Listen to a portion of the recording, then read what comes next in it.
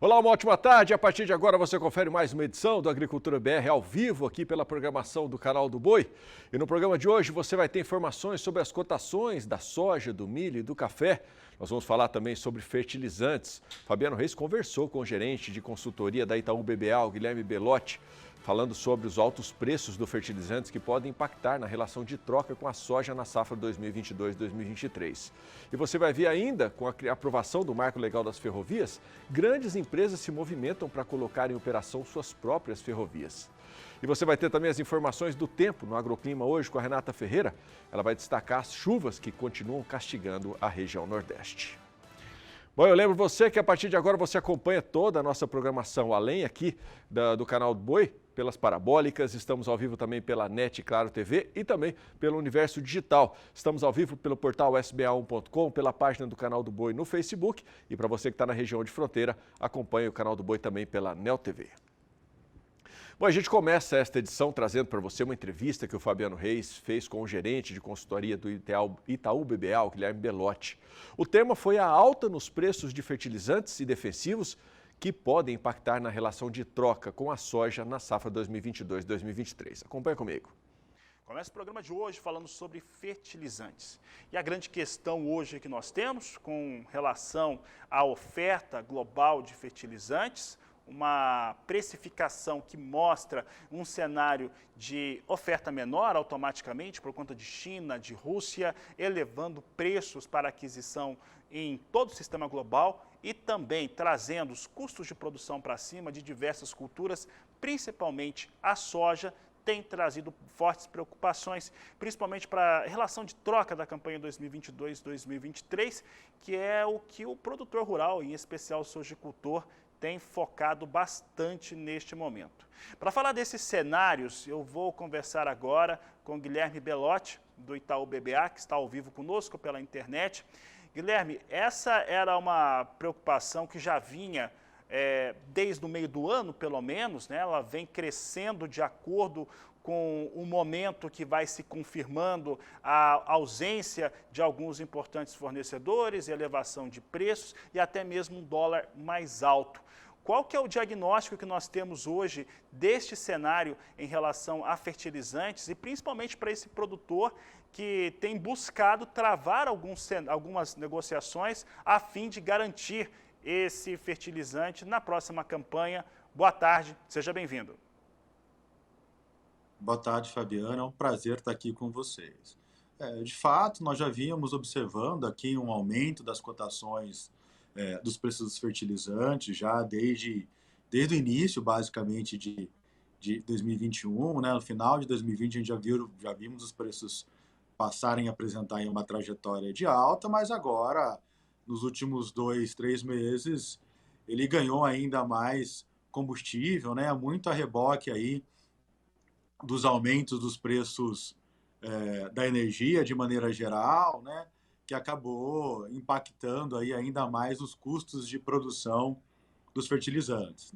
E com isso a gente viu aí algumas plantas, algumas fábricas anunciando fechamentos parciais ou totais de plantas na Europa. A gente viu aí com a escassez de energia na China, algumas regiões também reduzindo a utilização de energia, isso comprometendo também a oferta local, né? A China é importante produtor, exportador tanto de nitrogenado quanto de fosfatados, e isso acabou influenciando o mercado, né?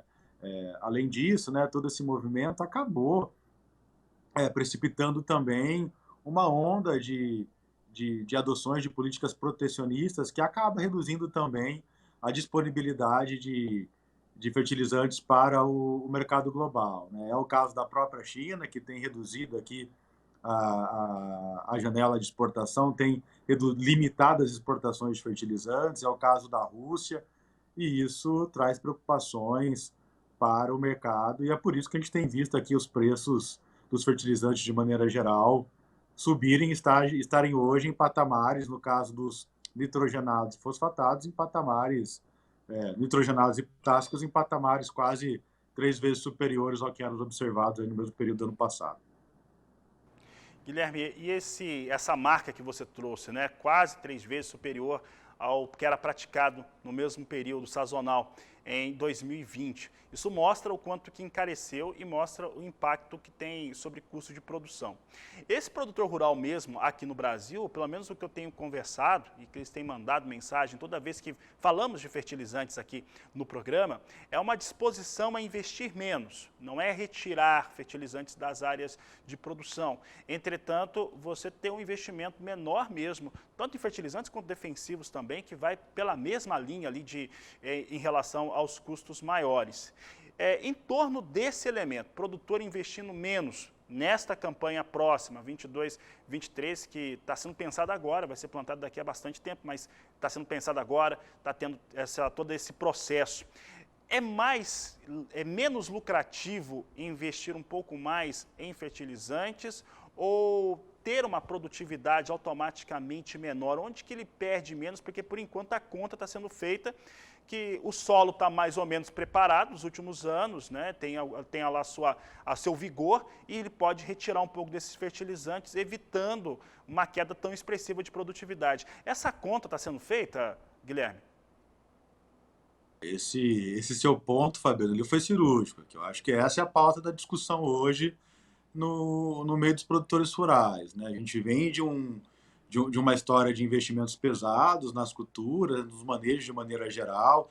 Isso acabou contribuindo para construir um estoque de fertilidade no solo e que nesse cenário de preço de fertilizantes mais elevados, certamente a gente vai ver os produtores aqui reduzindo talvez a adubação esse ano, mas consumindo esse estoque que existe hoje no solo. É importante comentar também que isso é verdade para alguns macronutrientes, né? No caso dos nitrogenados, por exemplo, que é bastante utilizado na cultura de milho, né? Isso já é difícil, né? Você não tem tanta absorção no solo assim.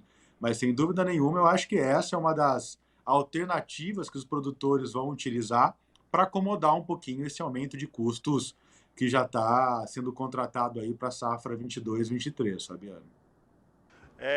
Guilherme, hoje, até pensando nas análises, né, que vocês fazem aí na instituição em relação a riscos, essa safra 2022-2023, a gente está falando muito lá na frente, mas é que as coisas são travadas agora, e ela preocupa agora, na verdade. Essa safra 22-23 brasileira, ou de qualquer outro país, o risco dela é maior, e especificamente aqui no Brasil, pensando nesse banco que foi criado no solo brasileiro, talvez amenize esse risco que pode estar sendo calculado aí pelos investidores, pelas instituições e pelo próprio produtor rural? Eu acho que aqui esse ponto é super, super relevante. Aqui. Quando nós falamos da safra 22-23, eu acho que o ambiente de negócio vai ser premiado por bastante risco, né? Claro que a gente está falando aqui especificamente do seu ponto que diz respeito à produtividade. Eu diria que talvez, né, uma redução da quantidade de adubação pode tirar potencial de produtividade, mas é muito cedo ainda para falar que nós vamos perder produtividade. Talvez ele tire teto produtivo, mas não implique em perdas de produtividade. Agora, já que estamos falando de gestão de risco, acho que é importante a gente levar em consideração que a gente vai formar um custo de safra da 22-23 com custos em dólares elevados, com uma taxa de câmbio provavelmente depreciada diante das incertezas em relação ao cenário eleitoral, e vamos comercializar os produtos, né, só em 2023.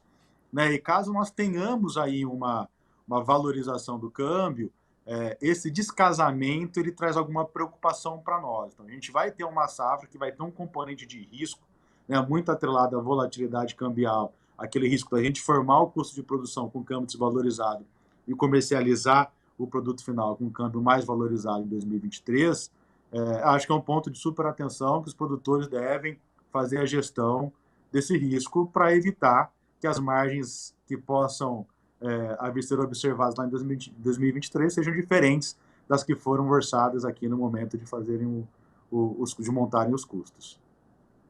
Já estava encerrando a entrevista e aí aqui um telespectador nosso, Flávio Gonçalves Salles, ele faz aqui uma pergunta interessante.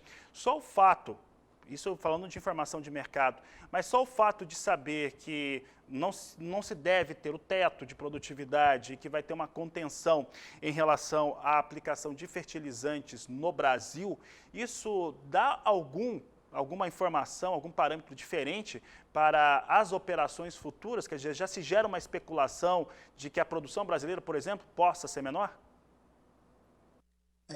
Eu não diria que será menor, mas certamente aquele delta, aquele aumento de produção que poderia acontecer na 22, 23, certamente ele vai ser recalibrado pelo mercado, né? As expectativas serão aí recalculadas, né? Nas nossas continhas aqui, nós precisávamos, por exemplo, no caso da soja, de 2 anos de safras boas no mundo inteiro para que nós trouxéssemos o balanço global da oleaginosa para patamares confortáveis do ponto de vista histórico. Nos parece que com esse cenário de custo, a probabilidade de a gente ter um aumento de área novamente aqui no Brasil da magnitude que a gente vê esse ano, acho que esse espaço ele ficou menor, então certamente acho que isso tende a contribuir para sustentar as cotações na 22, 23, ou pelo menos para limitar as quedas. Tá certo, Guilherme Belotti, obrigado pela participação aqui no Agricultura BR, no canal do Boi. Uma boa tarde a você. Boa tarde, Fabiano, é um prazer. Legal. Bom, e a Federação dos Trabalhadores na Agricultura no Rio Grande do Sul, a FETAG, pediu ao Ministério da Agricultura um prazo maior para o plantio da soja devido à estiagem, que tem possibilitado os trabalhos no campo. Os agricultores gaúchos correm risco de prejuízos por conta da falta de chuvas ocorrida até agora e também pelo fim do zoneamento agrícola em janeiro. O presidente da FETAG do Rio Grande do Sul conversou com a ministra da Agricultura, Pecuária e Abastecimento, Tereza Cristina, sobre a situação no estado. O presidente solicitou maior prazo para o plantio da cultura, uma janela de 15 dias para o zoneamento agrícola da soja. O pedido se justifica devido à forte estiagem que, mais uma vez, está atingindo o estado. Em algumas regiões, apenas 10% da soja prevista foi plantada. O Rio Grande do Sul novamente está passando por uma estiagem, com perdas já severas na cultura do milho e também a nossa principal cultura aqui do Rio Grande do Sul, a soja, com muita dificuldade para efetuar o plantio. Regiões como a região central e a região Alto Jacuí, que são o berço da cultura da soja, estão enfrentando dificuldades. Menos de 20% da produção em Alto Jacuí foi plantada. Embora choveu em algumas regiões, mas nessa região você teve uma chuva de 2 a 5 milímetros, que é insuficiente para efetuar o plantio.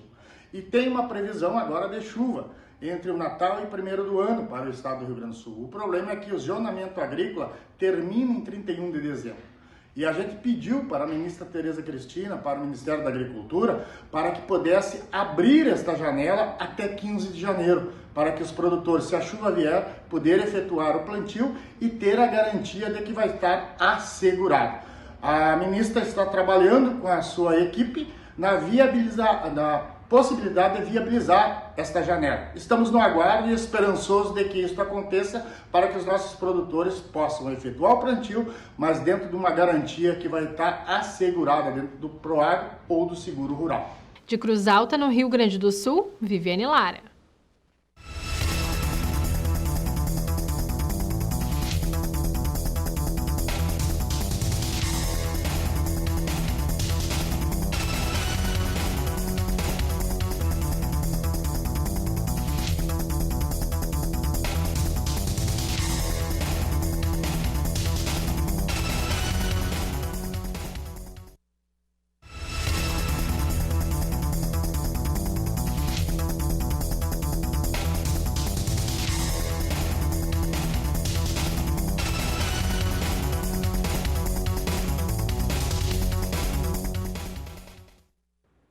Bom, você acompanha comigo agora como estão as ações para o mercado futuro da soja na Bolsa de Chicago para esta sexta-feira. Acompanhe comigo aí em casa.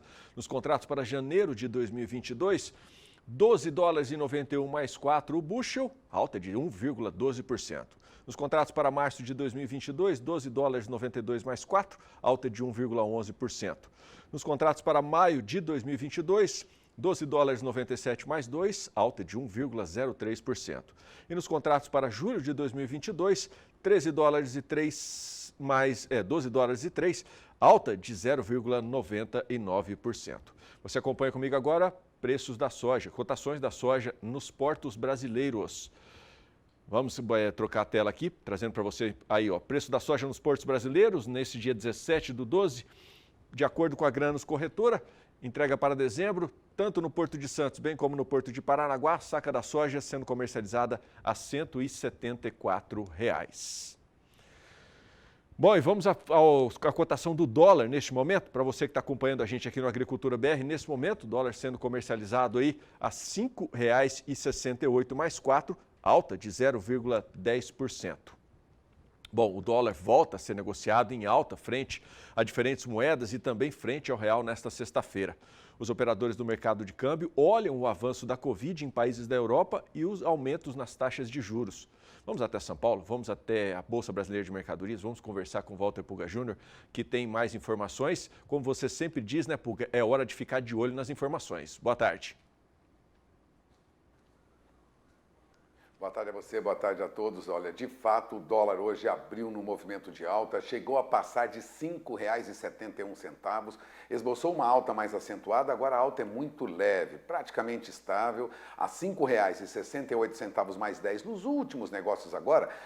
Vale lembrar, Adriano cita um valor, às vezes ele muda rapidamente, isso é comum no mercado, porque as negociações são rápidas, né? Os números mudam rapidamente no painel, mas a alta agora é bem leve, né? A 5,68 mais 10, a alta agora é de 0,05%. Lembrando que passou hoje de 5,71 logo no início da manhã. O dólar vem cedendo depois de um avanço mais acentuado, porque pela manhã o que ocorria era uma percepção em todo o mercado de aumento do risco com os temores dessa variante Ômicron do coronavírus, que na Inglaterra já causa alguns problemas maiores do que se esperava, e depois de uma série de reuniões dos grandes bancos centrais, né? Banco Central da Inglaterra, Banco Central Europeu. Bom, no Brasil, no radar de quem trabalha com dólar estão os fluxos de saída de recursos, como nós dissemos durante essa semana, está ocorrendo, e é normal no final do ano, uma saída de dólares do Brasil, pagando dividendos, remetendo lucros de empresas multinacionais que atuam aqui no fechamento do balanço do ano. Portanto, o que ocorre é natural, neste momento, um fluxo maior de saída de dólares, e isso provoca uma procura maior, lógico, isso acaba levando aí, né, a alta, vamos dizer assim, provocando uma alta. Mas agora, olha, só para corrigir, agora nos últimos negócios já há uma queda, viu? O dólar que estava agora há pouco aí na faixa de 5,68, chegou a operar em 5,71, agora já cai para R$ 5,66, ou seja, queda de 0,23%. O dólar está cedendo rapidamente nos últimos minutos, porque há uma acomodação no mercado em valores mais baixos, né? Há, de fato, uma procura maior por dólares nesse período, como eu estava dizendo, porém, há também muita oscilação no mercado. O que ocorre com o dólar fora daqui? O dólar index estava avançando já ontem no mercado e o dólar index, neste momento, opera com alta pequena, de 0,15%, aos 96.160 pontos. Ou seja, há uma valorização do dólar fora do Brasil? Há, mas há uma correção em alguns mercados. Tudo isso porque o Banco Central Europeu, divergindo da postura de outros bancos, restringiu ligeiramente aquele estímulo emergencial à economia da Europa, prometendo aí manter apoio com muito cuidado à economia no ano que vem. Já, de outro lado, o Banco da Inglaterra decidiu, foi o primeiro banco do grupo dos 7 maiores países do mundo a elevar os juros no início dessa pandemia. E o Federal Reserve, o Banco Central dos Estados Unidos, sinalizou 3 altas nos custos dos empréstimos para agora 2022. Tudo isso acaba mexendo com o mercado de dólar, ou seja, alta de juros lá fora, né? Isso traz aí uma valorização para o dólar. Agora, numa entrevista para comentar o relatório de inflação, o presidente do Banco Central, Roberto Campos Neto, ressaltou que a inflação no Brasil persiste, pode exigir aí um ciclo mais longo de aperto monetário e destacou que o Banco Central ainda discute qual será o nível final da Selic, que nível ela precisaria alcançar para ancorar aí essas expectativas. Resumindo, sinalizou que nós vamos ter uma alta de novo na taxa Selic na próxima reunião do Copom, que ocorre no início de fevereiro. Portanto, De olho na informação, viu, Adriano, porque isso pode mudar e mudar muito. O dólar agora vem cedendo, mas ainda está na faixa de 5,66, portanto, ainda está com valor bem acima do que a gente esperava, né? O que acontece com a nossa bolsa é que a nossa bolsa hoje perde muito, perde quase 1,5% agora, volta à faixa de 106.700 pontos, depois de tentar aí passar dos 108 mil pontos. Esboçou agora recentemente, ontem, anteontem, valores, negociações, pontuação perto de 109 mil pontos, mas agora a nossa bolsa vai cedendo. E antes de encerrar informações sobre o mercado financeiro, que a gente comentou agora, eu gostaria de dar uma informação muito importante divulgada pela Conab, aliás, já divulgava ontem os dados da estimativa de produção de café do Brasil. Ela elevou a estimativa de produção do café para 47 milhões e 720 mil sacas. Na comparação com a temporada passada, ainda continua. A produção será 24,4% menor. O último levantamento da safra de café da Conab confirmou a redução da colheita na comparação com a safra anterior, uma queda de 24,4% em função da seca em muitas localidades, que ocorreu aí durante abril e maio, seguida de geadas, que ocorreram em junho e julho, né? Entretanto, a Conab, ela aumentou, né? Elevou sua estimativa para a comparação, previsão feita para setembro, né? Em 1,74%. A estimativa agora é que a produção de café some no total, café Conilon, café robusta, mais arábica, em 47 milhões e 720 mil sacas. A área de cultivo de café continuou estimada em 1 milhão e 800 mil hectares. A área de cultivo de café é 4,4% menor que a da safra anterior. Agora, importante um dado sobre produtividade. A Conab informa que a estimativa de produtividade média estimada ficou de 26,4 sacas de café por hectare, frente àquelas 26 sacas estimadas em setembro. Houve uma ligeira melhora. Isso indica uma redução na produtividade de 21,2%. Portanto, o que nós temos aí é a expectativa de redução da safra, já era esperado, mas a produção de café arábica foi estimada em 31 milhões e 420 mil sacas. A estimativa anterior era pior um pouquinho, era de menos de 31 milhões de sacas em setembro. Agora, esse volume para café arábica, vale lembrar, é 35,5% menor do que a estimativa feita em 2019 e 2020. Portanto, a produção de café sofreu muito. Os dados agora finais mostram que a queda será superior a 35% na produção de café arábica, que é o carro-chefe das exportações brasileiras quando falamos de mercado de café. Adriano, é com você. Tá ok, Pouca. Obrigado. Uma ótima tarde para você. Bom, hora de intervalo comercial aqui nesta edição do Agricultura BR. Depois, no próximo bloco, você vai ver que com a aprovação pelo Congresso Nacional do texto base do Marco Legal das Ferrovias, grandes empresas se movimentam para colocar em operação suas próprias ferrovias. Nós vamos trazer mais informações sobre este assunto ferrovias daqui a pouco, depois do intervalo. Inclusive, vou ter a participação aqui no Agricultura BR, José Cunha, ele que participou ativamente aí da elaboração dessa série de matérias que você está acompanhando aqui ao longo de toda essa semana na programação do Canal do Boi, nos trilhos, que trouxe aí um panorama, um raio-x de toda a situação do modal ferroviário no Brasil. Daqui a pouco a gente continua falando sobre isso, vou para o rápido intervalo comercial, fica por aí, parada é rapidinho. Estamos de volta. E como eu adiantei para vocês antes do intervalo comercial, o assunto a partir de agora aqui são as ferrovias brasileiras. Eu estou tendo a grande satisfação de receber aqui no Agricultura BR o repórter José Cunha, que participou aí dessa série de matérias que foi elaborada aqui, que a gente acompanhou ao longo desta semana aqui na programação do Canal do Boi, e que trouxe esse raio-x dessa realidade do transporte ferroviário aqui no Brasil, com seus prós e seus contras, né, Zé? Uma ótima tarde para você, prazer tê-lo aqui. Olá, boa tarde, Adriano, boa tarde a todos que estão nos acompanhando no Agricultura BR. É exatamente isso que a gente viu nessa série, né? A série Nos Trilhos, uma grande série que o Canal do Boi produziu, foi uma honra participar dessa série. E o que nós podemos ver através, não só do meu trabalho, mas do trabalho dos companheiros também, é a grande realidade que o Brasil vive hoje em relação às ferrovias.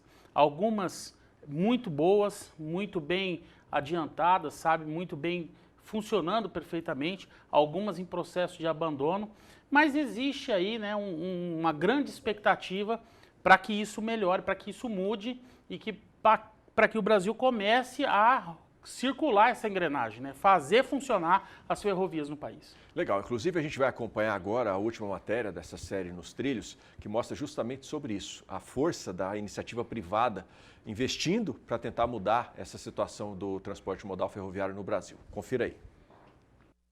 O modal ferroviário brasileiro é hoje um misto de modernização, tecnologia e descaso. Na série Nos Trilhos, exibida esta semana pelo Canal do Boi, podemos ver como em algumas regiões do país os projetos de reestruturação das ferrovias se encontram em processo avançado, ao mesmo tempo que em outras partes as estradas de ferro se encontram em um verdadeiro abandono. Daí a importância de levantarmos algumas questões. Já é comprovado que o transporte ferroviário possui inúmeras vantagens, como a redução dos custos no escoamento da produção agropecuária até os portos brasileiros, de onde seguirão para seus destinos finais. Agora, o governo brasileiro parece estar abrindo os olhos para essa realidade. Recursos estão sendo liberados para a recuperação de antigos modais e, junto a isso, o Marco Legal das Ferrovias, que teve o texto base aprovado esta semana pelo Congresso Nacional, promete atrair também investimentos de empresas privadas.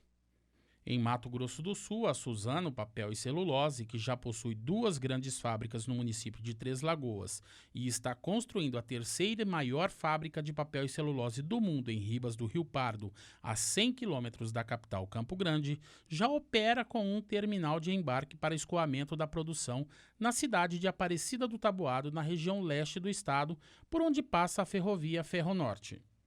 Aqui no município de Aparecida do Taboado, este terminal intermodal ferroviário da Suzano, inaugurado em dezembro de 2017, foi projetado para escoar a produção da 2ª linha da empresa rumo ao Porto de Santos. Daqui partem anualmente 1.950.000 toneladas, o que equivale a aproximadamente 5.500 toneladas por dia. Paralelamente a Suzano, a Eldorado Brasil Celulose pretende criar e operar uma nova linha férrea com 90 quilômetros de extensão. Para isso, a empresa já entrou com pedido de autorização junto ao Ministério da Infraestrutura, baseado no Marco Legal das Ferrovias. Com investimento previsto em 890 milhões de reais, o empreendimento será destinado ao transporte de 1.700.000 toneladas de celulose por ano. Após a entrada em operação do novo terminal, juntas, Eldorado e Suzano vão transportar daqui até o Porto de Santos, em São Paulo, aproximadamente 3.650.000 toneladas de papel e celulose. E para isso, terão investido mais de R$1,5 bilhão de reais. Legal, daqui a pouco a gente vai conversar com o José Cunha sobre esta matéria que ele fez, mas antes eu quero dizer para você que a Eldorado é a 2ª empresa do ramo de celulose interessada em desenvolver segmento próprio para visualizar o transporte de sua carga por trilhos. A Bracel apresentou projetos para 2 novas linhas férreas no estado de São Paulo. Uma com 4,29 quilômetros, 4 quilômetros e 290 metros, de extensão em Lençóis Paulistas, e a outra com pouco mais de 19 quilômetros ligando Lençóis Paulistas a Pederneiras. Ao todo, 13 investidores privados respondem pelas solicitações apresentadas à União até o momento, interessados em entrar no setor de transporte ferroviário ou ampliar sua atuação no segmento graças ao programa federal ProTrilhos. Juntos, os pedidos representam quase 101 bilhões de reais em investimentos previstos e aproximadamente 7.600 quilômetros de extensão em novos trilhos cruzando 14 unidades da federação. Todas as solicitações serão apreciadas pela equipe da Secretaria Nacional de Transportes Terrestres, a ANTT, com apoio técnico da Agência Nacional, aliás, da SNTT, com apoio da Agência Nacional de Transportes Terrestres, a ANTT. Zé, você esteve lá, você viu a diferença que faz o investimento privado para tentar mudar essa realidade que a gente trouxe aqui ao longo dessa semana. Esse Marco Legal das Ferrovias é um fator decisivo e divisor de águas para que esse investimento ocorra, né?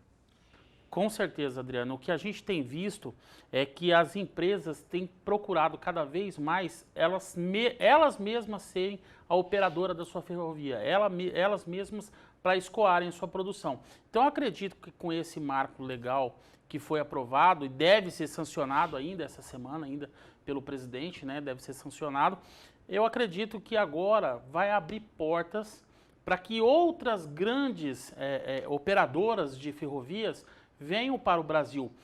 O que a gente percebe, e a gente viu isso muito bem durante a série, é que realmente me parece que agora o Brasil está disposto a investir nesse modal de transporte, a investir nesse meio de transporte. Até porque as ferrovias praticamente, as rodovias praticamente já não suportam mais, né? Então parece que agora sim o governo vai investir em ferrovias e o Brasil precisa disso há muitos anos. Já foi muito forte a ferrovia no Brasil, depois ficou muitos anos praticamente parado e agora parece que sim está voltando com força total.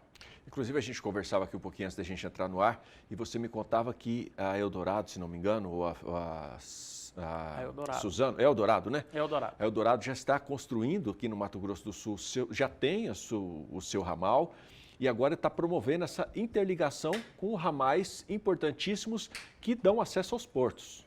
Exatamente. Olha só, nós temos aqui no Mato Grosso do Sul duas grandes indústrias de papel e celulose. Uma é a Suzano, São as maiores a outra... do planeta, né? Sim, uma é a Suzano, a outra é a Eldorado.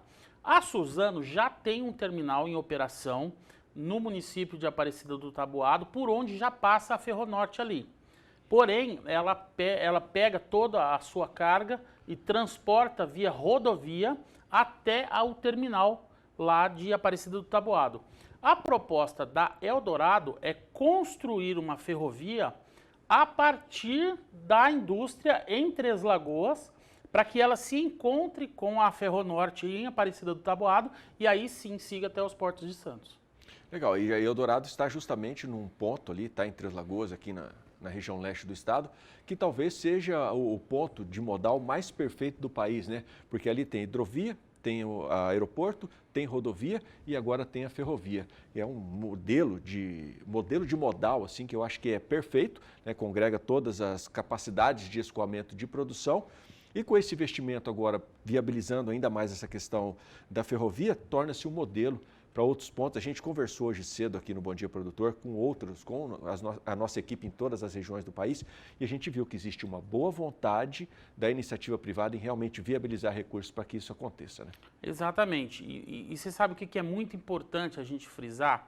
Que essas portas que estão sendo abertas está atraindo os investidores. Você muito bem disse aí ao final da reportagem que são outras 13, né? Outras 13 empresas, 14 empresas interessadas. Tem a Bracel, tem empresas de fora do Brasil interessadas em operar ferrovias aqui também. São investimentos, tem planejamento de ferrovias, de construção, de colocar em operação ferrovias que liga, né, Pará, Mato Grosso, ferrovias que saem do Nordeste e vêm também até São Paulo. Então, me parece que agora realmente o Brasil está num caminho bacana de colocar em operação esse modal de transporte, porque realmente barateia muito o custo, principalmente na agropecuária, principalmente no agronegócio, que é o nosso negócio aqui, barateia muito o custo isso, né? Porque é uma grande carga que pode ser transportada de uma só vez e isso vai tirar muitos caminhões das rodovias e vai reduzir muito o custo de frete também.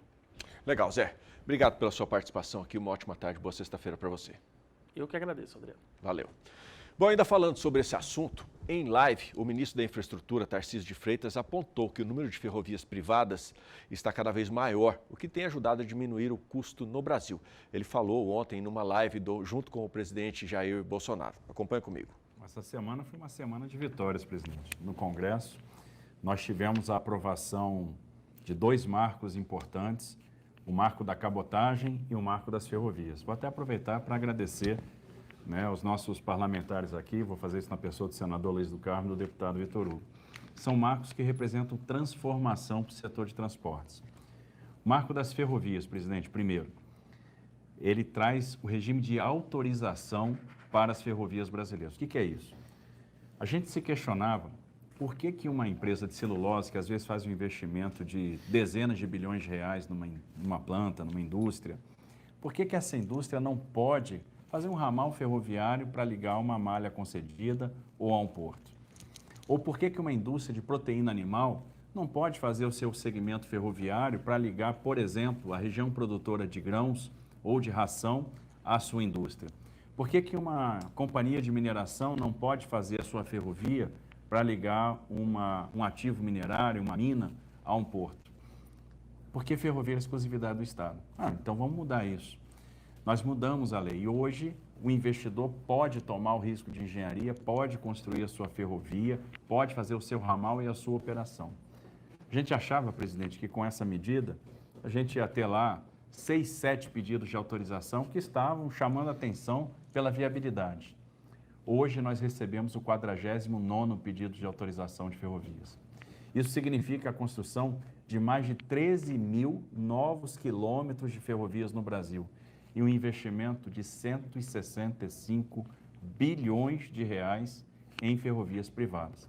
Isso significa que nos próximos anos o modo ferroviário vai crescer, vai dobrar de participação. Então a gente vai sair de 20% para mais de 40%. E o custo do Brasil deve cair aí 35% com essa medida. São 18 novos operadores que pediram para construir ramais ferroviários no Brasil. Então, um incremento... Não tem dinheiro público. Zero dinheiro dinheiro público. Privado. Logicamente, eles dão aproximadamente a rota, né? E a aprovação tua, isso mesmo? É isso mesmo. Autorização. Eles dizem mais ou menos aonde que eles querem fazer a ferrovia e a gente autoriza. Esses processos de autorização, presidente, estão levando aí 60, 90 dias no máximo para sair. Então, é um processo super expedito, super rápido, e a gente ganha muito tempo, porque, do contrário, a administração tinha que elaborar um projeto, tinha que submeter o TCU. A gente está falando, mesmo para aquilo que ia ter 100% de dinheiro privado, e aí eram 3 anos e meio para chegar ao final da linha. Então, o privado detecta uma oportunidade, ele vê que tem o interesse de fazer uma exploração, ele pede para construir a ferrovia, ele é autorizado, ele vai lá, constrói a ferrovia, opera e, no final das contas, o Brasil ganha com o aumento da oferta de transporte ferroviário. Então, é um avanço sem precedente na nossa história. Nós tivemos no início do nosso mandato, 2019, em Goiânia, tratando ali da reativação, né, da ferrovia Norte-Sul. Como é que está? Quanto acho que deve ser inaugurada a Norte-Sul? No início do ano que vem, para fevereiro, março, a gente vai ter condição de abrir a ferrovia Norte-Sul definitivamente, ou seja, a gente vai completar o último segmento, que é o que vai de Rio Verde a Anápolis. Nós já inauguramos o segmento que ia de Estrela do Oeste a São Simão, de São Simão a Rio Verde, e aí falta só esse último pedacinho para a gente ter a ferrovia Norte-Sul completa. Foram 2,8 bi de investimentos do ano de 19 até aqui, e a gente vai ter uma coluna vertebral ferroviária ligando o Porto de Itaqui ao Porto de Santos.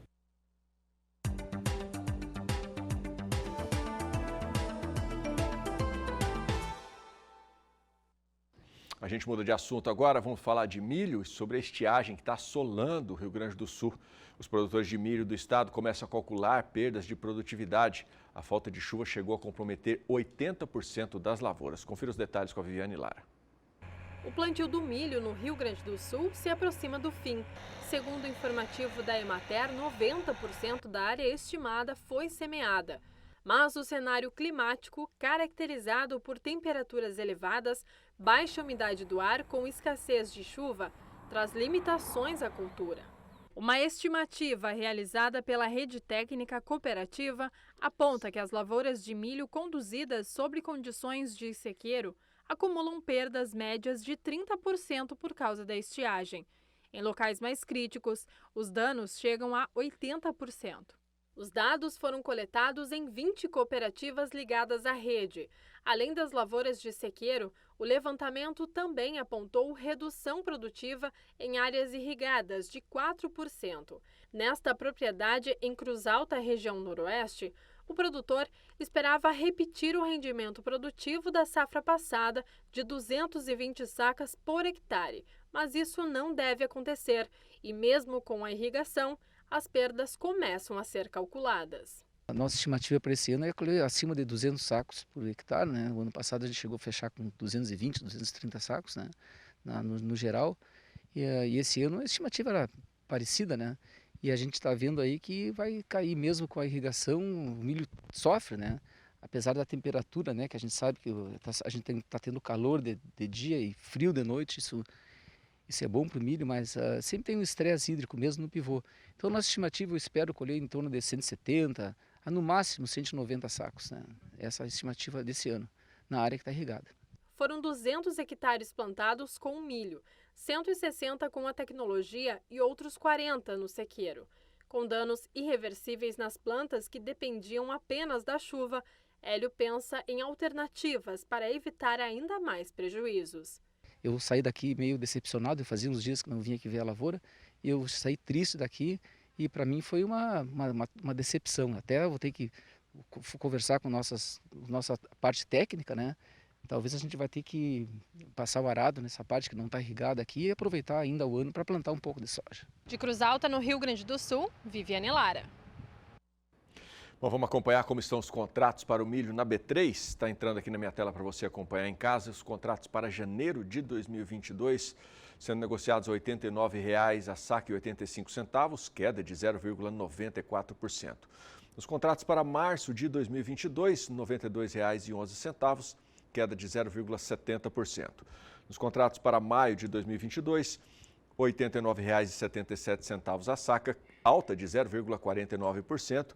E nos contratos para julho de 2022, R$ 85,00 a saca, alta de 0,40%. Confira outras cotações do milho nas regiões do Brasil.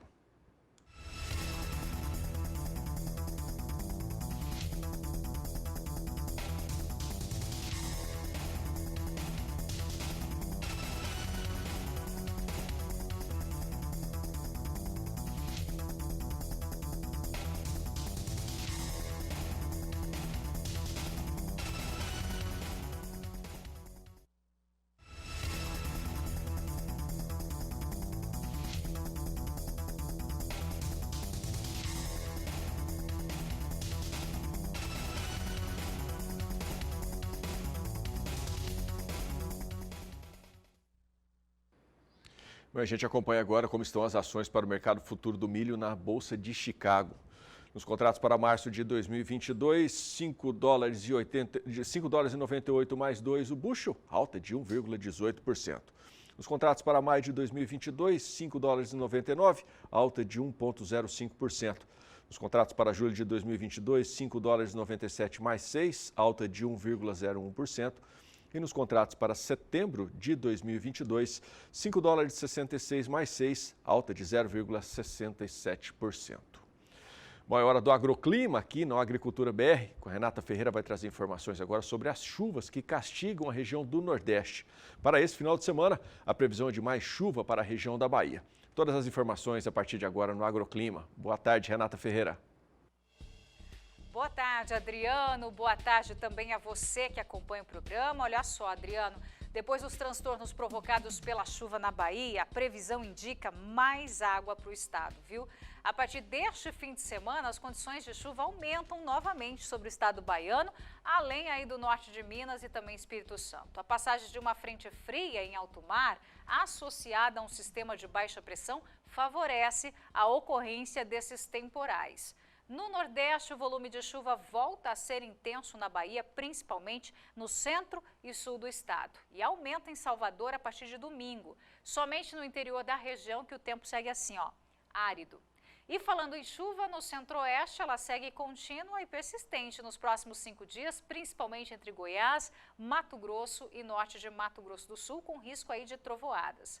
E tem mais água para as outras regiões do país, viu? Em Minas Gerais e Espírito Santo, mais chuva neste final de semana. A formação de uma nova frente fria na região intensifica também os temporais. Chove de forma intensa entre Rio de Janeiro e Minas Gerais. A partir de amanhã, a chuva aumenta também no estado capixaba, no norte mineiro, atingindo novamente áreas já afetadas pelos altos volumes de chuva na semana passada. Já em São Paulo, a chuva diminui aí neste final de semana.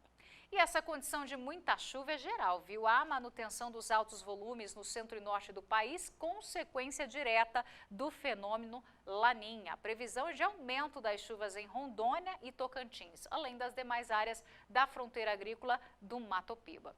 Já para a região sul, o cenário é oposto, viu? Norte e oeste do Paraná, oeste catarinense e áreas de fronteira do Rio Grande do Sul com a Argentina e Uruguai continuam com pouca nebulosidade, temperatura alta e nada de chuva. Adriano, é com você. Valeu, Renata. Obrigado. Bom, tem mais intervalo comercial chegando por aqui. Logo depois, na volta, a gente começa a falar sobre café. Fica por aí. Estamos de volta. E nós vamos agora ao vivo até a redação aqui do Canal do Boi, conversar com Douglas Silvério, que tem informações sobre uma nova praga registrada no sul do país que está tirando o sono do pessoal por lá. Uma ótima tarde, Douglas. Que praga é essa? Olá, Adriano. Boa tarde para você e boa tarde para todos que acompanham o programa Agricultura BR. É isso mesmo, Adriano. O IBAMA confirmou a presença no país do pássaro conhecido popularmente como estorninho. A primeira aparição da praga, considerada de caráter invasivo, foi registrada em 2014. No atual caso, os registros ocorrem na região sul do Brasil, em municípios que fazem fronteira com o Uruguai, como Aceguá, Bagé, Chuí e Santa Vitória do Palmar.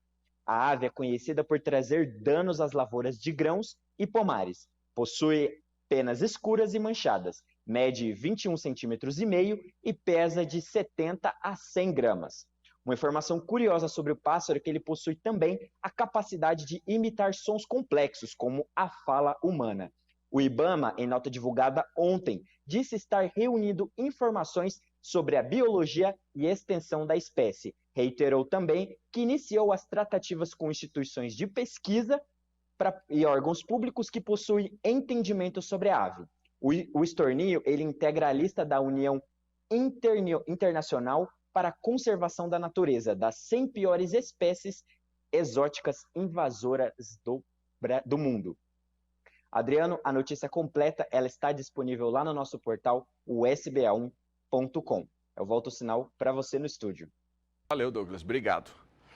Bom, a gente fala sobre café agora aqui no Agricultura BR. Eu te convido para a gente começar esse assunto falando do mercado futuro do café arábica na Bolsa de Nova York. Está aqui na tela para você acompanhar comigo. Nos contratos para março de 2022, $2,35 a libra peso, a queda de 0,78%. Nos contratos para maio de 2022, $2,35 mais 10, queda de 0,80%. Nos contratos para julho de 2022, $2,34 mais 45, continua o cenário de queda de 0,88%. E nos contratos para setembro de 2022, a libra peso está cotada em $2,33 mais 45, queda de 0,95%. E a gente acompanha agora outras cotações do café.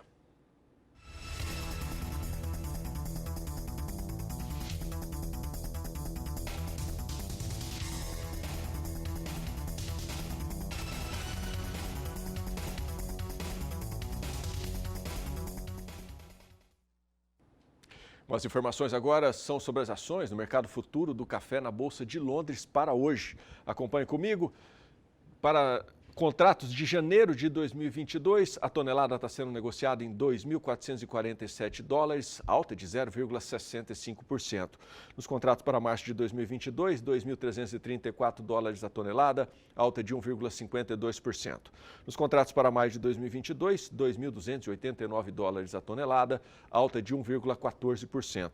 E nos contratos para julho de 2022, $2.278 a tonelada, alta de 0,79%. E tem mais cotação do café arábica e Conilon para você.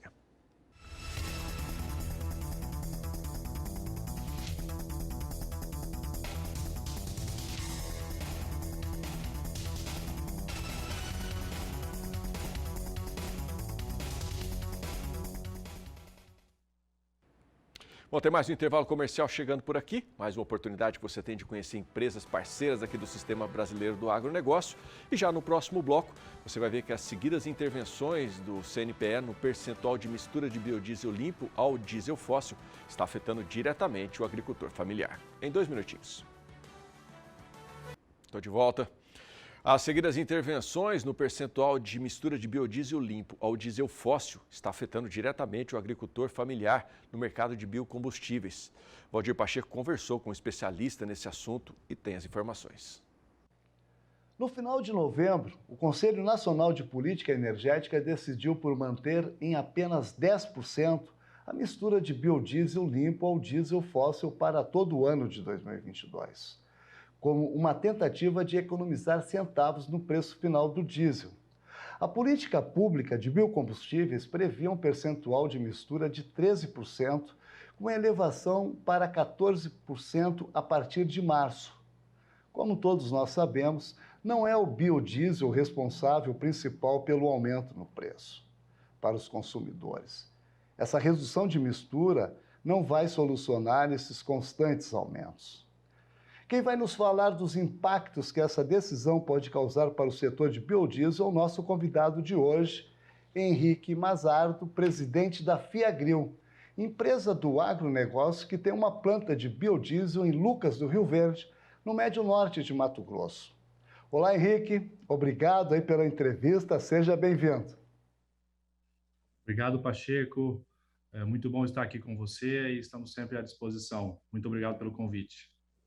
Então, Henrique, quais os impactos que essa decisão pode trazer para o setor? Bom, Pacheco, nós estamos muito apreensivos com essa decisão unilateral do governo de redução de mistura, uma vez que um aumento de mistura já era previsto em lei desde 2016.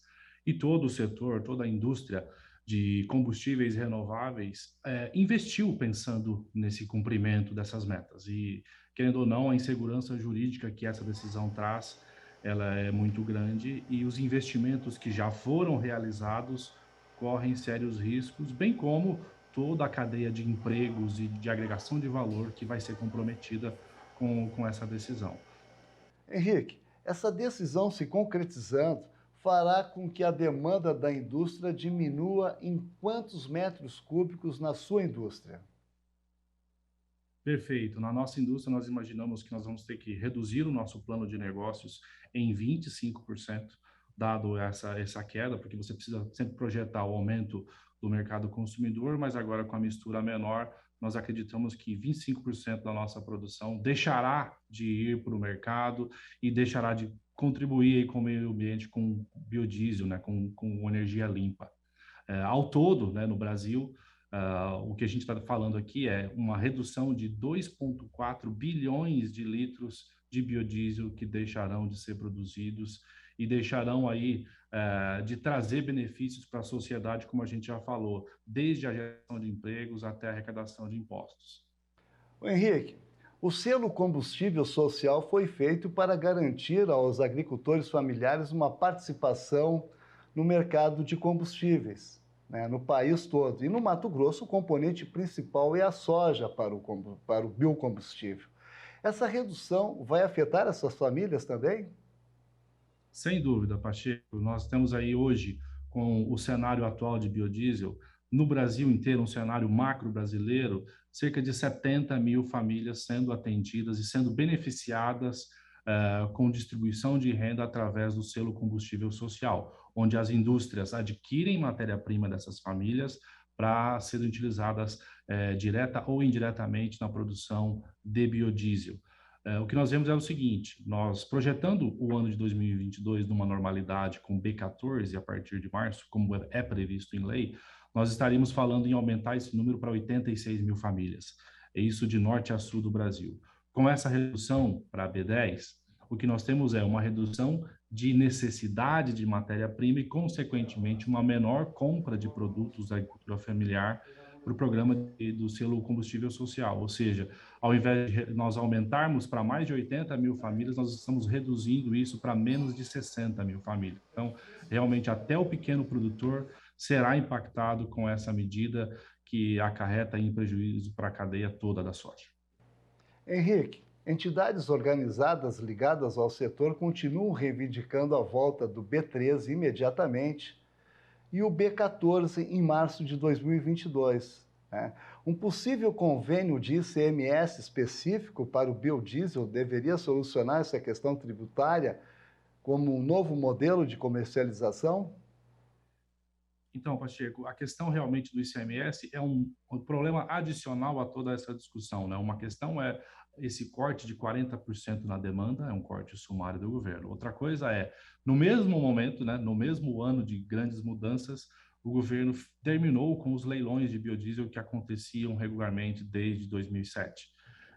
Então, nós estamos aí sendo empurrados, né, a indústria está sendo empurrada para um novo modelo de comercialização, onde até a questão tributária ainda não está clara.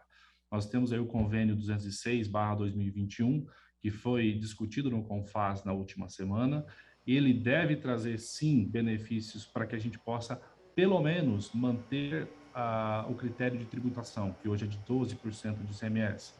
Ok, Henrique, é uma pena que o nosso tempo é curto, não dá para se estender muito, mas quero aqui mais uma vez agradecer a sua participação. Muito obrigado, Pacheco, estamos sempre à disposição. Foi um prazer. Até mais. Até mais, obrigado. Acabei de conversar com o Henrique Mazardo, presidente da Fiagril. De Sinop, Mato Grosso, Valdir Pacheco. Obrigado, Pacheco. Bom, e essas eram as informações que a gente tinha para você nesta edição do Agricultura BR. Agradeço demais a sua companhia. Desejo que você tenha uma excelente sexta-feira e um abençoado final de semana. Te espero na segunda-feira. Até lá. Tchau, tchau.